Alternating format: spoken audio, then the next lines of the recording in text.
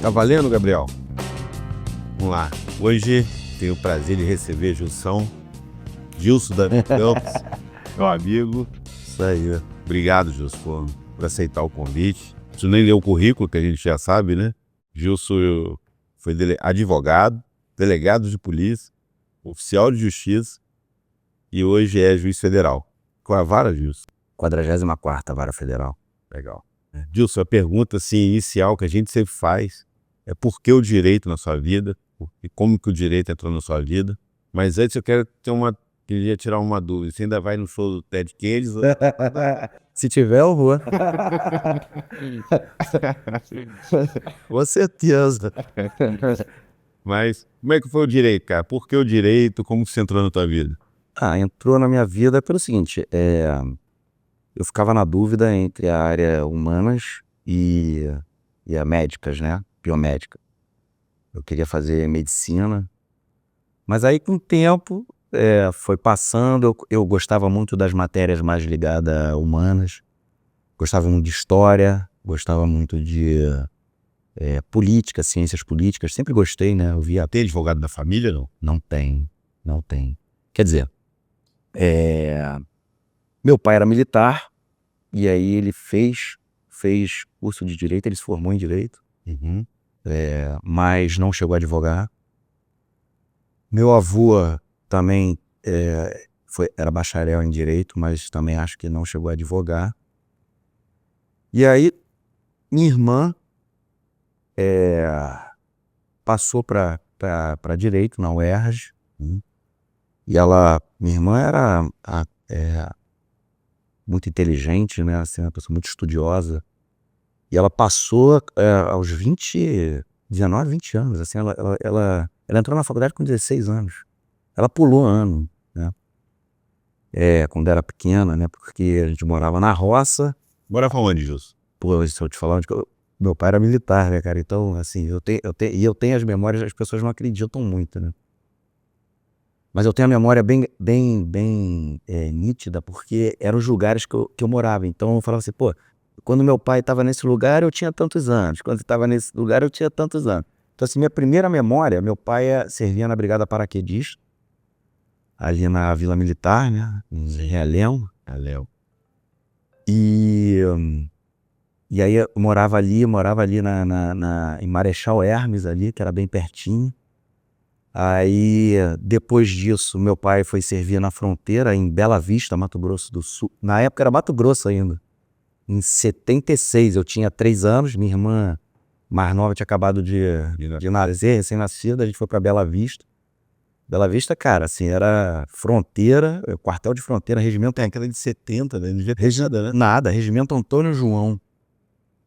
E aí eu lembro, tinha uma caixa d'água enorme, coisa e tal, e eu lembro aí. E aí minha irmã foi alfabetizada lá, na roça.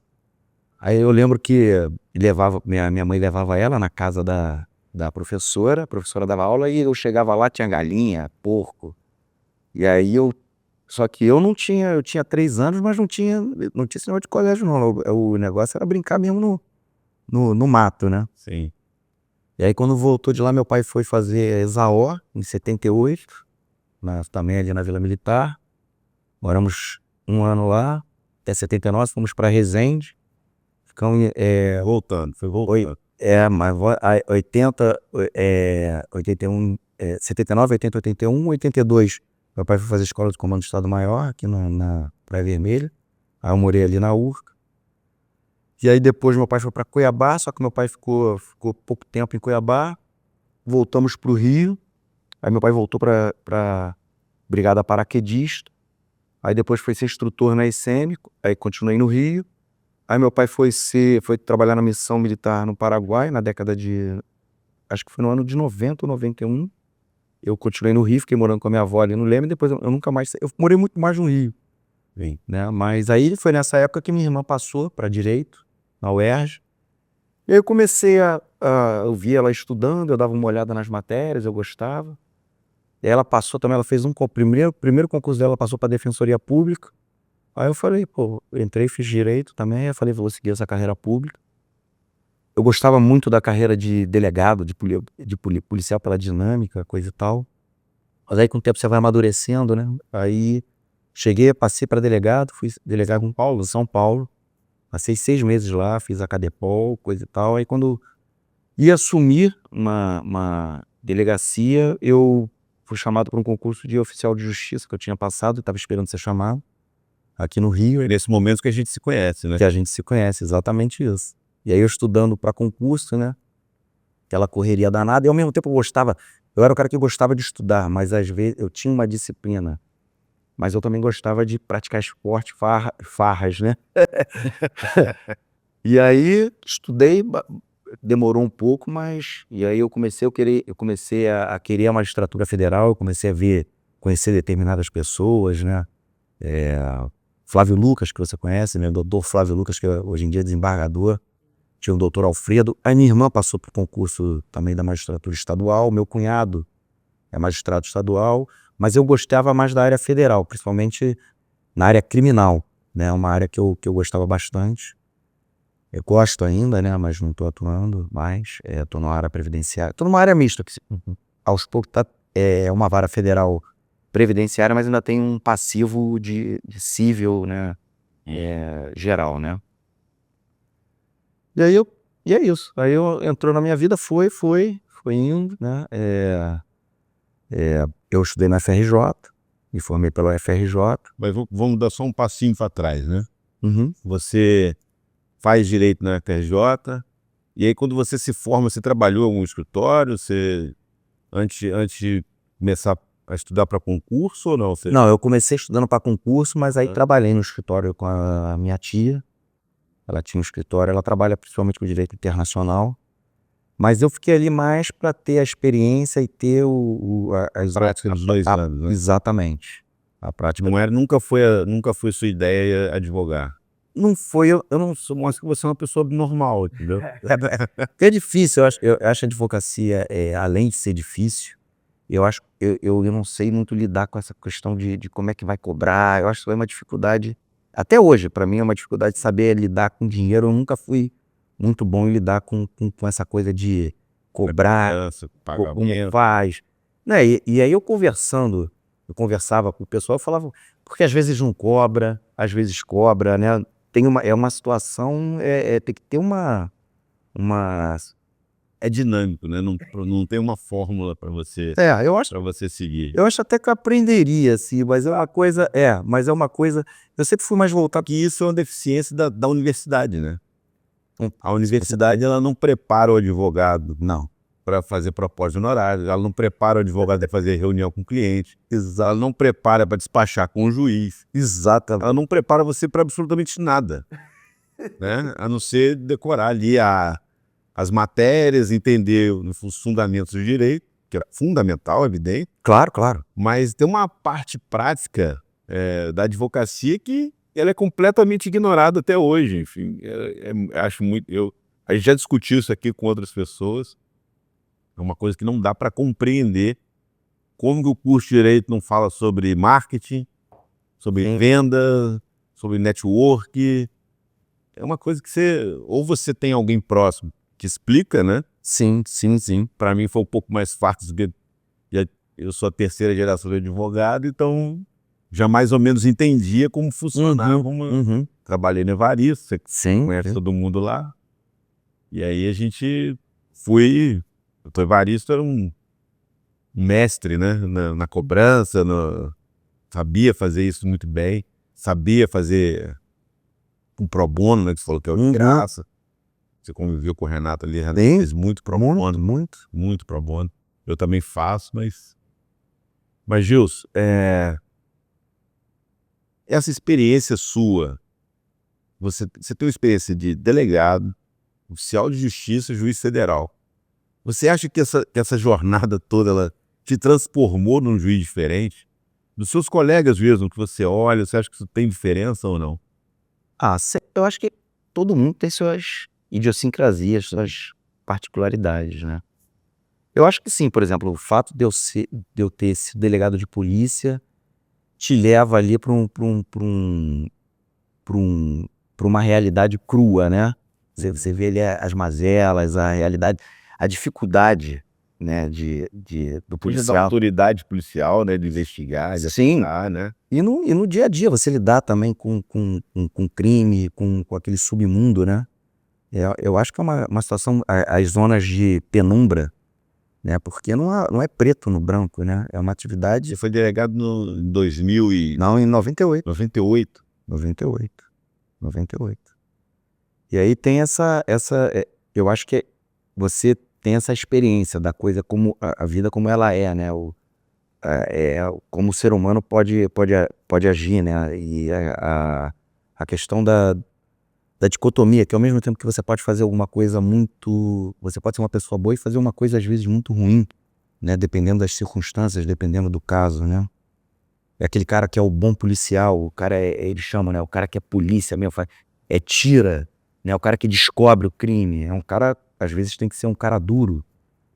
E aí trabalha numa zona cinzenta, né? É complicado, né? No Estado de Direito você falar isso, mas a realidade é que é assim, Sim. né?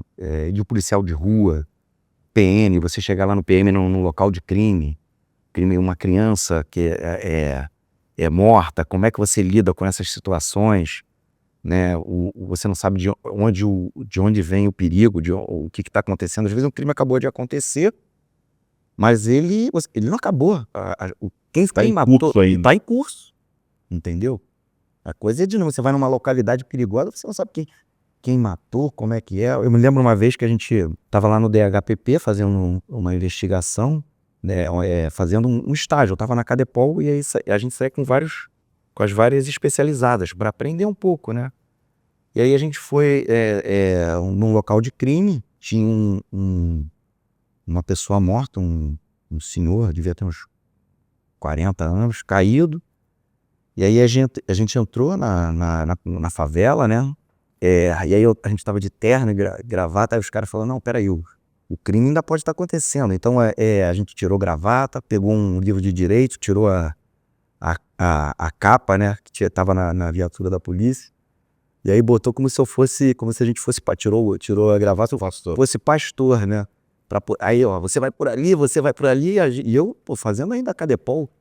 E aí quando eu vi debaixo do corpo do cara, ele tava com uma peixeira, então ele caiu por cima da peixeira, ele tomou um tiro, caiu por cima da peixeira, e a gente foi nos bares, nas biroscas, né, da favela, aí alguém falava, o cara tá lá, o fulano tá lá, e aí, naquilo, podia acontecer qualquer coisa, né, e aqui no Rio, hoje em dia, né, nessas comunidades com os bandidos fortemente armados, tu imagina você chegar num local de crime.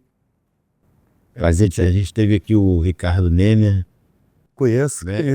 Por acaso você conhece, Por acaso. e é uma conexão muito louca essa.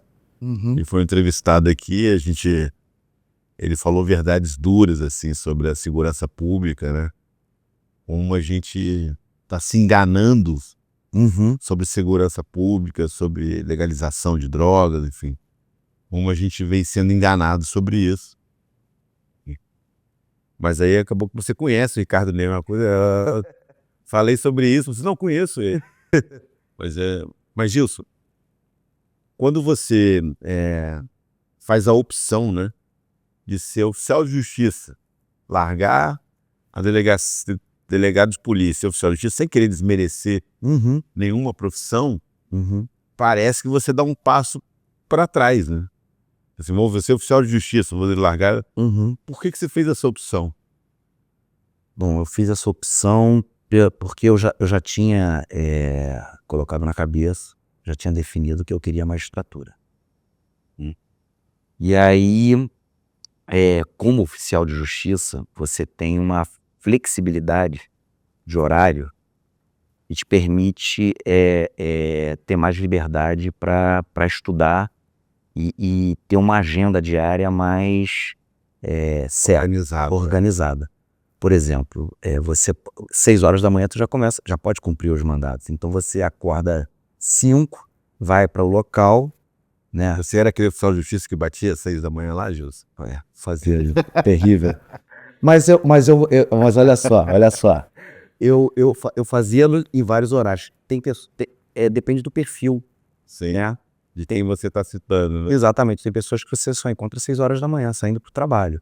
Tem outras que você encontra às 8 horas da noite em casa, né? Uhum. São os horários de 6 às 8.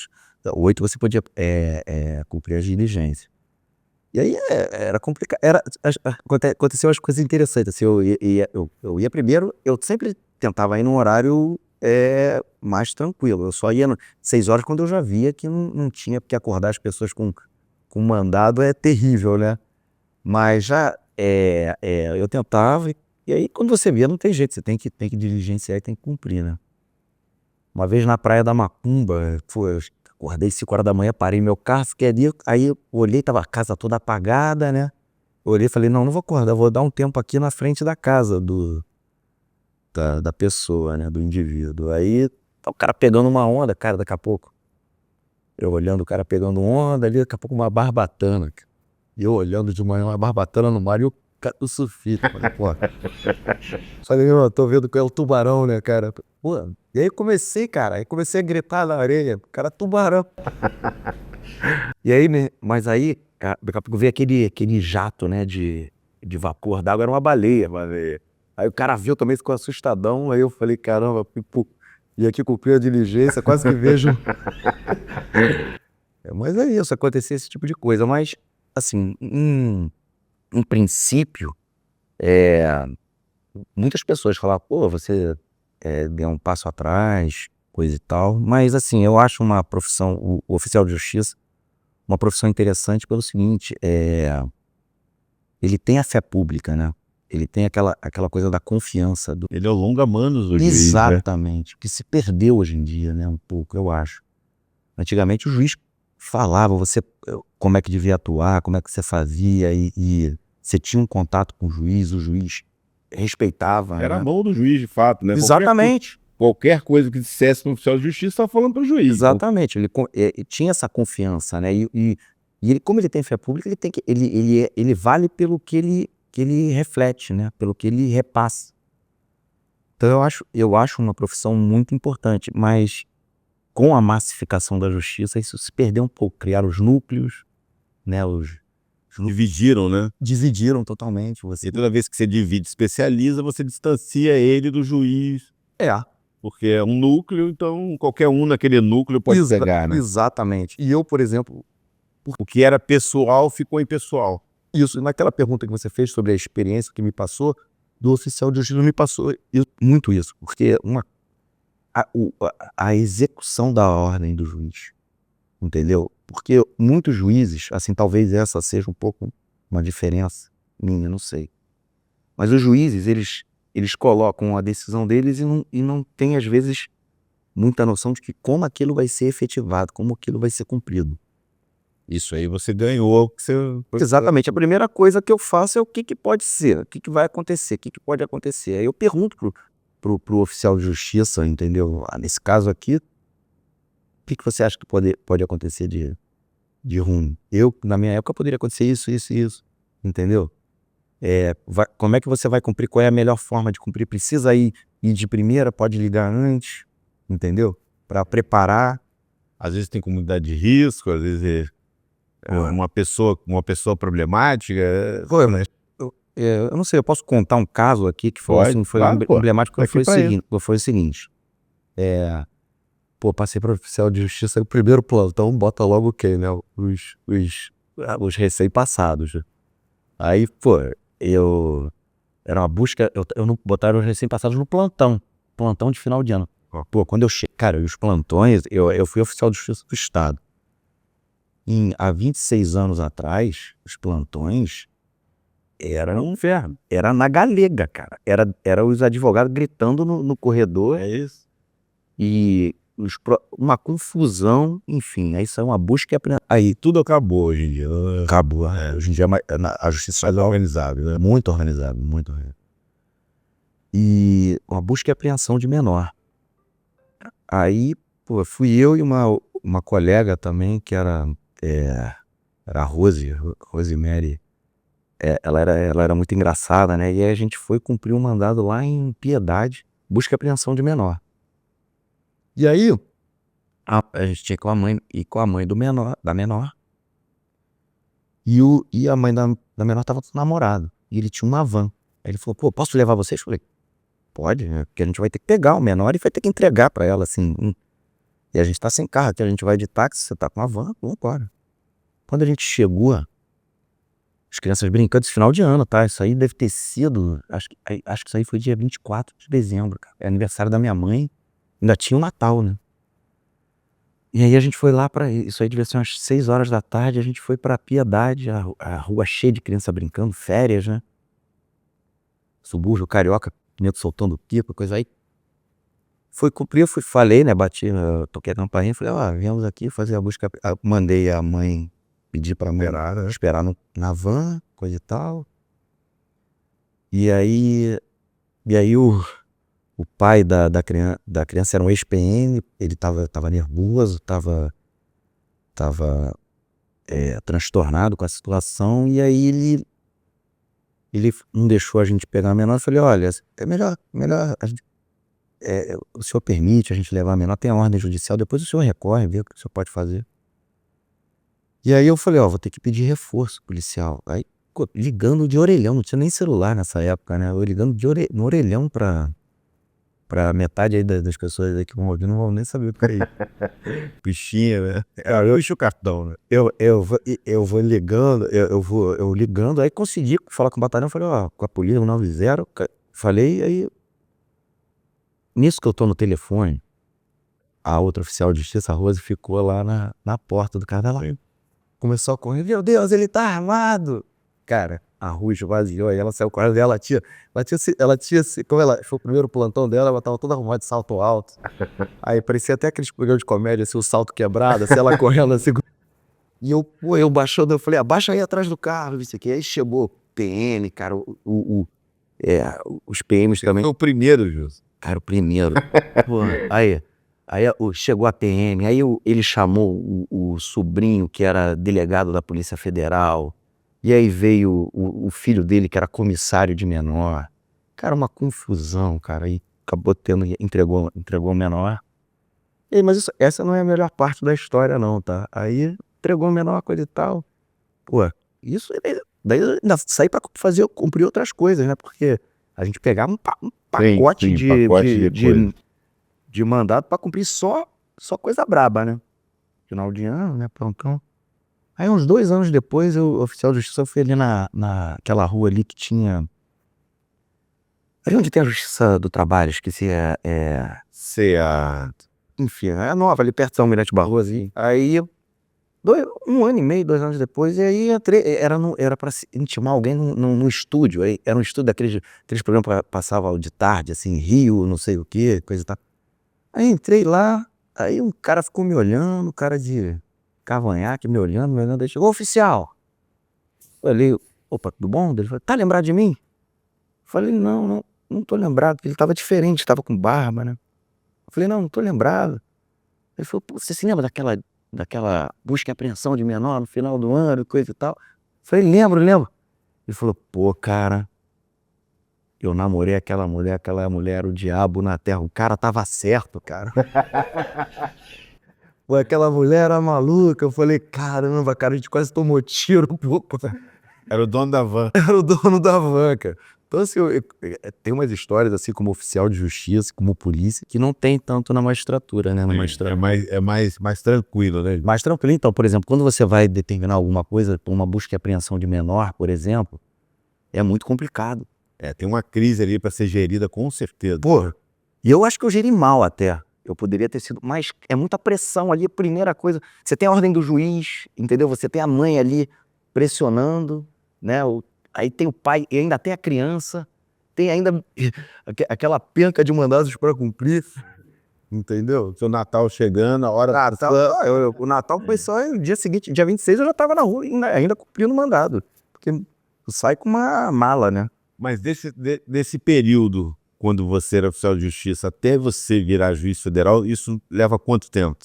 Foram 5 anos. 5 anos. Claro. 5 anos. Porque teve fases que eu estudei mais, fases que eu estudei menos, né? E aí depois, nos 2 anos finais, eu me concentrei. Por que tem gente que acha que vai passar no concurso para a magistratura em 2 anos, viu?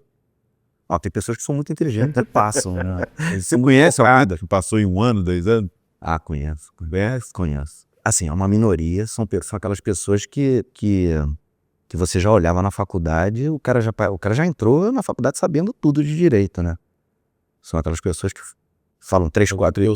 Você pra mim é a régua, porque normalmente a pessoa fala para magistratura, eu falei, ó, pra passar você vai ter que estudar. Eu conheço um cara que estudou, tipo, 5 anos de verdade, Uhum, e aí você é super disciplinado, inteligente, uhum. então eu meio que jogo um balde de água fria que Não vai levar dentro. mas não é fácil não. Não, não é fácil, não é fácil. Com certeza não é fácil. Tem pessoas que desistem no caminho, né? Eu botei na minha cabeça que eu não ia desistir. Então tem pessoas que desistem, né? É difícil. E é uma disputa muito grande, né? Mas... E tem que estudar. Mas tem pessoas que passam, tem pessoas muito disciplinadas. Quando você passou para juiz, você foi para onde primeiro? Fui Porque pra... juiz federal você vai pro país todo, né? Não, Não? na região, né? Na segunda região, Na verdade, você passou na região. na segunda região. Diferente do Ministério Público Federal, que aí vai pro país todo. País todo. Delegado da Polícia Federal, que vai pro país todo. Ah, é verdade. Na Magistratura Federal você até consegue transferência, você consegue isso. Na Mas região é possível? é possível. Era possível? É possível. Mas aqui a segunda região é Rio e Espírito Santo, né? Aí você ficou mais próximo, né? Fiquei é mais próximo. né? Eu só fiz pra essa região, que eu falei também que eu não queria ir pra muito longe não, porque eu sou, minha mulher que fala, né? Eu sou aquele cara carioca que não desiste nunca, né, daqui, né? Mas Eu só tenho terno, eu só tenho uma calça jeans, minha roupa é terno, gravata, bermuda e chinelo, né? normalmente a gente se encontra assim, né? É Bermuda e chinelo. Mas é isso, eu sou aquele cara, eu gosto do Rio de Janeiro. O Rio, para viver realmente com todos os problemas que a gente tem, Sim. ainda é uma cidade que permite ter uma vida de rua, né? De você conhecer a pessoa, conhecer o dono da banca, enfim. Eu sou muito ligado à família e aos meus amigos. Assim, eu gosto muito. Gosto também de conhecer gente, né? Gosto de bater papo, jogar conversa fora, né? Como se diz. Ficar na praia sem ter que... Não gosto muito de compromisso. Tem pessoas que gostam de se divertir, faz isso, mas por exemplo, eu não gosto de shopping, não gosto de cinema, não gosto de fila, entendeu? Eu gosto de... Eu sou do Dead Kennedy aí. Mas aí não tem fila, né? As filas que você bota. Pula a roleta. Entende, pessoal? É outra época, Gilson. Era outra época. Mas, Gilson, você vira juiz federal da segunda região e aí quando você volta para o Rio, você vai encarar uma vara criminal. Você vira substituto, né? Sim, eu já era substituto e aí... Depois você vira titular. Eu fui de Cachoeira, fui pra São João de Meriti, que peguei também uma... Eu lembro, cheguei lá. Pô, você foi, pô, e tem aquela história do Gontijo, né? Do Alexandre. Sim. Que até... Saudoso Gontijo. Saudoso Gontijo. Deixa eu falar isso, o nome dele é sempre Sul, né?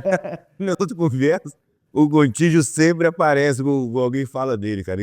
Eu tô lá em São João de Meriti, também lá era brabo, porque era uma vara mista, né? Então você pegava criminal, tributário, Nem lembro previdenciário. que a gente foi lá, mas eu lembro que a gente despachei com você. Sim, mas tinha muita coisa, né? Tinha muita coisa. Acho que foi você e o Alexandre, não foi?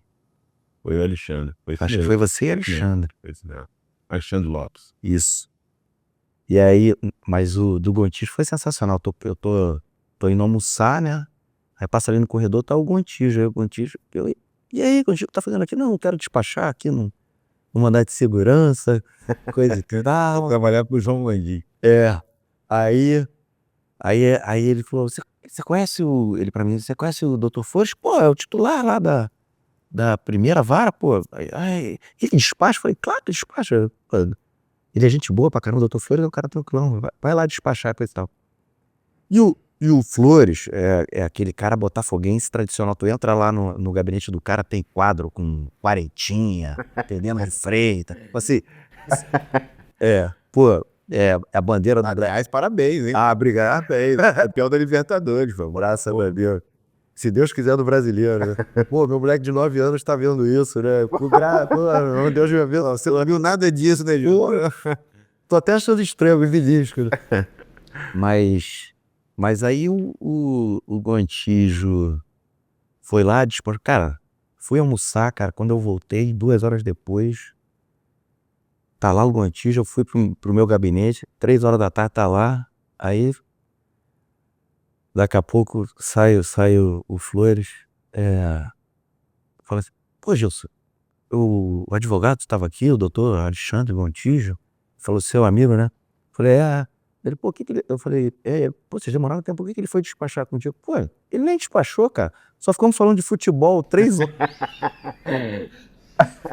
Cara, ele não falou de futebol, Quem não cara, conhece, né? do processo. Alexandre Gontijo era um advogado, uma pessoa conhecidíssima da Zona Sul do Rio, trabalhou com o João Gondim, era uma pessoa ímpar, assim, tinha um conhecimento de futebol absurdo. Aliás, tinha um conhecimento sobre tudo muito absurdo. E de surf, futebol e surf. Ele conhecia praticamente todos os assuntos. Tinha as tiradas assim mais sensacionais num contexto, conversando, falando, não, fulano é isso, fulano é aquilo, fazia umas comparações Exatamente. que eram hilárias e infelizmente deixou a gente aí, teve um infarto. E na pandemia, né? Ou pouco Não, antes. foi antes. Um ano antes da pandemia. Um ano antes. Foi em cara, eu acho que foi em 2000, ou foi iniciozinho de 2018, ou no finalzinho de 2017. Por quê? Porque foi ele, faleceu. Eu tenho uma foto dos três, eu nem sei onde é que tá essa foto. Os três no Oeste Café. Eles me ligando, tipo, pra ir lá pro Oeste Café. Eu falei, não posso, tô aqui com as crianças. Ele, o Gontijo, o Renato de Moraes, aí foi primeiro o Gontijo e o Sensei Jorge Medi. Os três na foto, aí e morreu o Gontijo, Sensei Medi e o Renato, nessa ordem. Conta um pouco aí, Gilson, sobre essa tua ligação com a luta, né? Você é faixa preta, você Sim. é o famoso Black Trank da década de 90. Não, eu era o cara da Faz, Por mais que você fosse da Faz, mais ou menos, era pra lutar isso. O que isso ajudou pra você, cara? A luta, assim, de medir, que é a lenda também do jogo. Não, o esporte, né, a luta principalmente, mas o esporte de uma maneira geral traz disciplina, né, e uma segurança, né, você tem uma... de você se comportar, né? de saber que você sabe se defender, que você o perigo, você consegue afastar o perigo, entendeu? Consegue controlar de certa medida. Controlar pelo menos o básico, né? E além da questão da saúde e da competição, né? Que você aprende também, competindo você vai se autoconhecer. Autoconhecimento, acho que a palavra para isso, para luta é o autoconhecimento. Você se esforça, você começa a se conhecer um pouco melhor. Seus medos, o que você tem de forte, né? Mas você aprende também a se frustrar, você luta, perde, né? O judô, você aquela... Uma queda. O simbolismo de cair e levantar, né? E não sei se medir a questão da disciplina também. Eu fazia judô e jiu-jitsu, né? Meu mestre de jiu-jitsu é o André Pederneiras, que também é conhecidíssimo, né? Uma pessoa também sensacional. Tive muita sorte de ter tido esses dois professores, né? O sensei Jorge Medi e o mestre André Pederneiras, né? Que é ele junto com o Wendel Aldo, né? Criaram a Nova União, e aí é treinador do Aldo. Você conhece esses lutadores aí todos de treinar junto, né? Sim, exatamente, pô. Eles eram mais novos do que eu, entendeu? Os caras dormiam na academia, era o pessoal muito, muito humilde, né? O pessoal que veio vinha de Manaus. O Aldo foi isso, né? Foi isso. Academia. Aí tinha o Sabará, que era uma figura ímpar lá também, que era o Dedé era uma pessoa muito boa. Então ele deixava as pessoas, tinham várias pessoas que estavam passando dificuldade, ele deixava dormir na academia. Às vezes até em certo prejuízo à academia, porque tu chegava lá, era varal, saco de roupa, mala, saía tropeçando em cima até chegar no tatame, né? Mas eu acho que a luta é importantíssima, né? Pra fazer, até para você aprender mesmo. Eu acho que é o básico. Eu acho que no colégio tinha que ter, todo colégio tinha que ensinar uma arte marcial, né? Um judô, um jiu-jitsu, um karatê, né? De acordo com o Krav Maga, dependendo do que... Sim, do interesse, né? Do interesse, mas por autodefesa e autoconhecimento. Mas, Gilson, quando você vem para o Rio, né? A vara criminal, a gente tá falando A vara criminal, seus vem como se estuda, depois vem estudar, mas como que foi para você atuar um monte de amigo criminalista? Como é que foi para você atuar na vara criminal? Assim, foi uma experiência que você voltaria para essa experiência ou eu não, talvez sim, né? Mas é uma experiência muito interessante e é complicada, né? Assim, porque são muitos processos. você vira titular ali? Não, eu viro titular depois, em 2014, quando eu vou. Mas você vira em 2014, Isso aí, eu fui para criminal em 2008. onde o Brasil está vendo uma mudança Mas aí essas operações, Lava Jato. mas nessa fase eu já saí da criminal. Eu fiquei de 2008 a 2014. Então, quando começa a ter essas operações fantásticas, né? Não, na minha época tinha muito também. Tinha, mas não na proporção. Não, a Lava Jato aí é um case, né? Vamos dizer assim. É um case e enquanto as outras havia muitas operações. Eu acho que, assim, eu acho, hoje em dia eu acho que muito disso é contraproducente. Na época eu já achava, entendeu? Algumas coisas contraproducentes porque ficava uma coisa muito espetaculosa e no final às vezes pecava pela... Tava pouco, né? Exatamente. Aí a efetividade, você não tendo Acaba criando uma sensação de impunidade, porque você tem que desfazer o que parecia, que era evidente que era um crime. Exatamente, né? E assim, colocando muito claro, né? A gente como advogado, a gente também não é a favor de corrupção, né? Claro. Sim. Não, você é advogado? Não, evidente que não. Uhum. A gente é contra os exageros do judiciário. Sim. Então, isso é uma outra página que... Assim, eu não colocaria do judiciário. Uhum. Eu acho que é do sistema judicial. Sistema judicial, tá certo. Eu acho que é uma coisa mais ampla, entendeu? Mais ampla. Porque acaba todo mundo de alguma forma... Todo mundo de alguma forma acaba prejudicando ou favorecendo, né? Exatamente. E vira, assim, aquela coisa que as pessoas falam, o sistema, né? Que despersonaliza, né? O sistema. E a coisa começa a funcionar de uma forma que depois ninguém tem mais controle, né? Mas assim, eu vi assim... Tem o sistema judicial e também tem a parte da imprensa, né, Gil? A imprensa é a política, né? Entrou a política. Eu acho que se influencia muito no processo, né, Gil? Nesses de grande repercussão. Claro. E hoje em dia a gente vê, né? É tudo... Eu acho que a gente está numa situação, né, cada vez mais grave, ao meu ver. O judiciário virou política, né? Mas eu acho que aqui eu paro por aqui. Não. Eu acho que a análise é exatamente essa. Você não está falando nenhuma novidade, né? O Supremo, ele lança a mão muitas vezes de assuntos que não deveriam ser dele, né? E muitas vezes também porque o Congresso se exime de enfrentar um tema, e ali pelo correio eleitoral de cada um, eles não... Curral eleitoral, desculpa. Uhum. De cada um, de não querer entrar num assunto que seja polêmico para ele, enfim. Exatamente. Então, a gente realmente está vivendo um momento muito difícil. Muita gente que veio aqui fizeram várias críticas ao Supremo, enfim. A gente tem críticas e elogios, né? Uhum. Não é uma mão de única via, né? Com certeza, né? Mas o que você analisando assim, já tem quantos anos de juiz federal? Você está há 20 anos. 20 anos. 20 anos de magistratura, juiz. O que você percebe assim para o futuro da magistratura? O que você acha? Você acha que, bom, melhorou ou piorou? Isso eu queria saber de você. A atuação do juiz, o juiz ele tem uma atuação mais livre, menos livre hoje? E para o futuro, o que você acha que... Qual o prognóstico? Eu acho eu acho que está tudo em aberto ainda, né? Não dá para saber. A gente está num momento, eu acho que eu vou usar um termo que é uma crise de representação. A gente não sabe mais o que representa o quê. entendeu?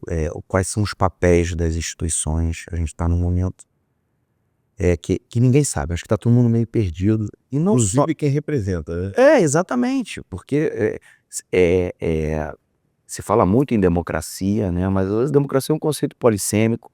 A democracia grega não é a mesma democracia da americana dos Founding Fathers, que também não é do Brasil. Então, assim, você não sabe mais o que representa realmente os valores, a população, os valores do povo, daquele povo, de determinado povo. E eu acho que isso aí é um fenômeno que não é só brasileiro, é mundial. Mundial, Entendeu? É mundial.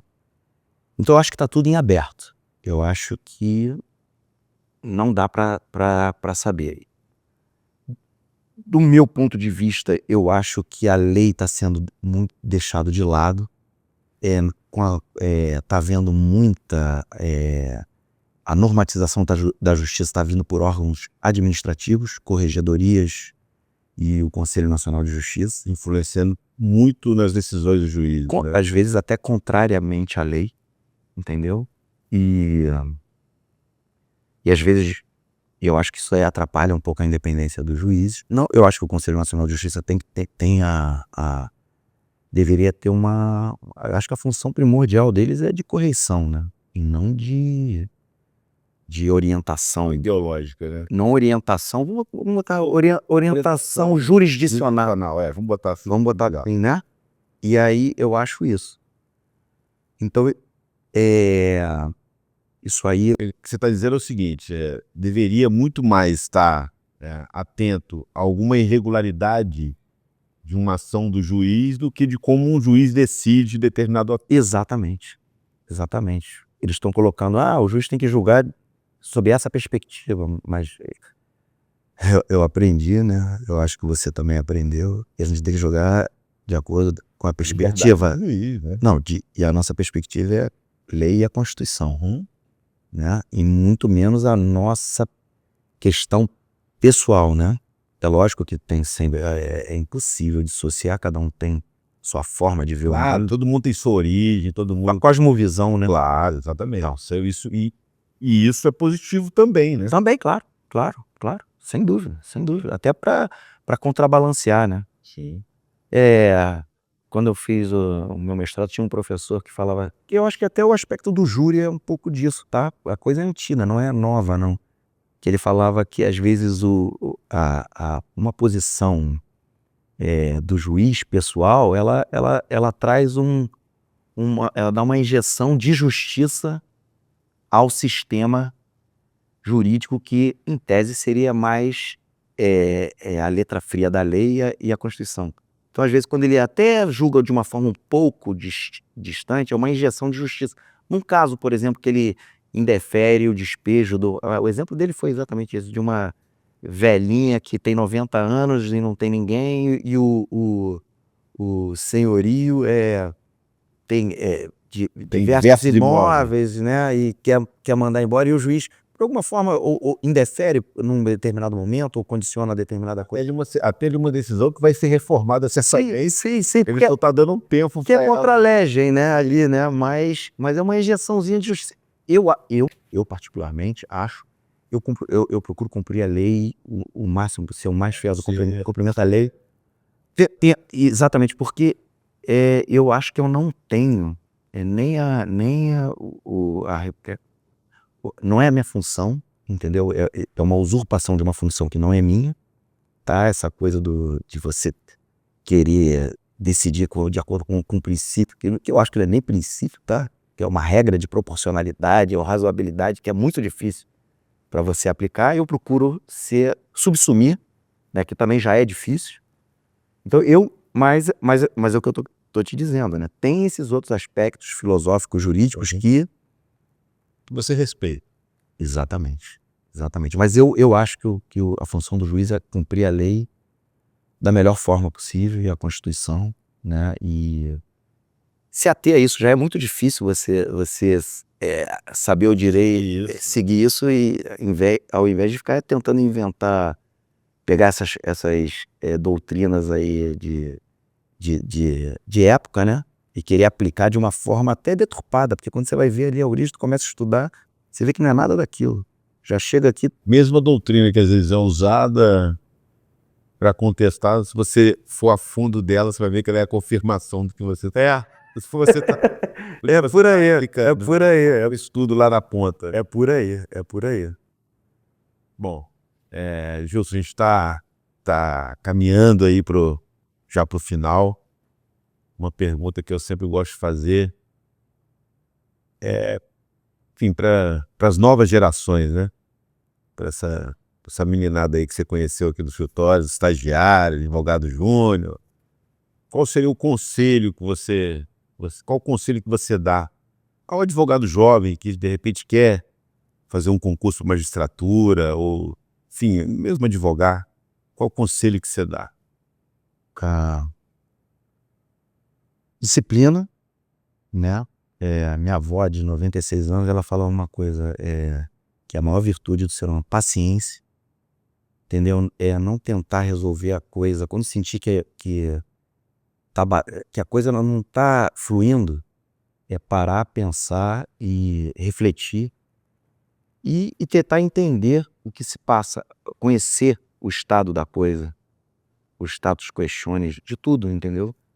E evitar bordões, evitar jargões, né? E tentar entender, ter paciência, ouvir mais do que falar, estudar bastante. Eu acho que o estudo da história do direito é importantíssimo. Trabalho, né? Hoje só se estuda quando quer se estudar alguma coisa meta-jurídica ou próxima ao direito, se estuda muito filosofia. Sim. Mas eu acho que estudar a história do direito você consegue até entender melhor as situações, entendeu? O histórico do direito. E ter determinação, né? Ter disciplina, determinação, estudar, ouvir muito, falar pouco. Compreender ali que às vezes que os problemas, todo mundo, o sistema judicial é complicado, que às vezes você acha que o juiz está querendo te prejudicar e não é, o juiz está ali e está numa situação também difícil, né? Ele sai dali, pensa, pô, aquela pessoa ali, você não tem o direito, mas a prova foi mal feita, entendeu? E você sabe que tem direito, mas como é que você vai cumprir a lei, né? Então todos passam por dificuldade, não há genialidade. Eu acho que tem que ter boa vontade. Essa parte que você falou me pega muito. Infelizmente, no direito existe uma crença de alguns advogados que eles acham que eles são as unidades, ou os juízes também, Também, o meio promotores, jurídico, achando que tem um pensamento extraordinário, né? Exatamente. Isso só afasta o bom advogado do direito, o bom juiz do direito. Na verdade, Sim. as coisas estão postas à mesa, né? São Por isso que eu- são Exatamente. Por Tem isso que eu falei, observar. tem que ser muito realista, né, Gilson? Exatamente, o estado da coisa, real. Real vem de res, coisa. Uhum, É a coisa, exatamente. foi isso. Bom, Gilson, pô, muito obrigado de Pô, novo. prazerzão, cara. Cara, eu queria te agradecer. Você é um cara super humilde, assim, um juiz federal reto, honesto, uma pessoa íntegra, que não tem, no particular, não tem nenhum problema de falar suas opiniões, né? A gente conhece o Gilson, a opinião do Gilson. Então, é por isso que você tem tanto respeito de tantas pessoas, de tantos amigos, né? Uma pessoa singular, que é original, não é uma pessoa fabricada e criada como a gente vê tantos por aí. Então, parabéns, cara, parabéns. Obrigado. Você normalmente não faça elogios, não. Obrigado. Como você é um amigo e merece. É, Tá?